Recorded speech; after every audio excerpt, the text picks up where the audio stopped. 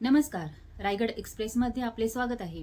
आज माथेरान नगरपालिका निवडणुकीचे बिगुल वाजले असून आज येथील विविध प्रभाग आरक्षण सोडत जाहीर करण्यात आले, ज्यामध्ये महिलांचे प्राबल्य दिसून आले असून येणाऱ्या सभागृहामध्ये महिला राज असणार हे यावरून निश्चित झाले आहे.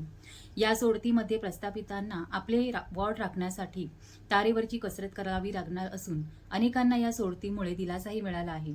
स्थानिक स्वराज्य संस्था निवडणुकीच्या हालचालींना सुरुवात झाली असून कालच नगराध्यक्ष पदासाठी खुला प्रवर्ग जाहीर झाला आहे. यानंतर आज स्थानिक प्रभाग रचना, महिला आरक्षण आणि सोडत कार्यक्रम करण्यात आला.